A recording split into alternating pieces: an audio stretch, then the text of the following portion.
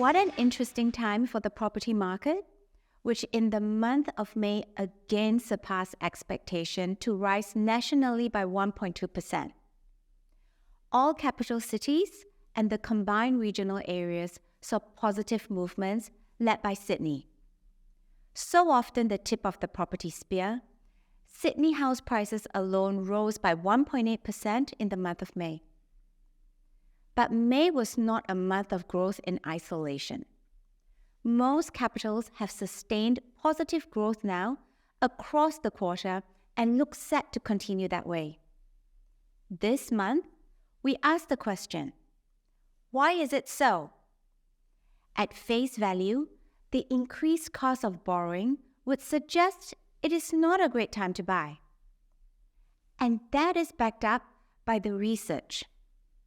Consider the chart on screen. This shows that consumer perceptions of whether now is a good time to buy is at or near its lowest reading this century. It's right down around GFC levels. But against this sentiment, prices are increasing. For this data series, this is the first time that confidence in purchasing a house has seen a significant fall against the backdrop of a market with prices increasing. To answer what is driving this, we take a look at the simple tenets of demand and supply. This part of it is simple. We haven't built enough homes. We're not building enough homes to meet the growth in population. This does not seem set to change. Then, consider that the lack of available housing is seeing rents surge.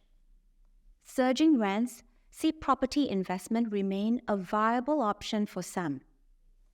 Any of these factors in isolation would support some growth. Combined, they represent an effective floor against larger market falls. Of course, people still need to live somewhere, and we have the additional stimulus of swiftly rebounding population numbers. Because of this, we see the volume of sales transacting on the market sitting at its 5-year average. So in short, demand is exceeding supply. That, of course, is somewhat simplistic, and we recognize that the next phase of the cycle will be driven by a number of factors. How much higher the Reserve Bank takes the official cash rate, and the ability of prospective property purchasers to obtain credit. How home loan borrowers, who have performed incredibly well to date, continue to fare. How committed the government is to rebuilding the population growth to its pre-COVID path, and the level of housing stock coming onto the market, both new and existing properties. Some commentators have already called the bottom of the market, but this could be premature given the incredibly low volumes of stock on the market. Our central position of a 15% national fall in prices, plus or minus, still feels about right. The underlying structural flaws mitigate against a fall beyond this measure in the current environment. Remember, it is well over a year since costs of living started to materially increase, and 12 months since the first interest rate rise. In that context, the market continues to perform exceptionally well. As we said in last month's update, no one ever rings the bell at the top or the bottom of the market, and there may yet to be more fluctuation as the market settles into its new rhythm.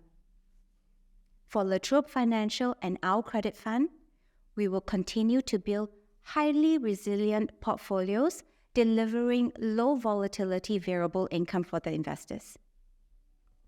Thank you for watching our property market update.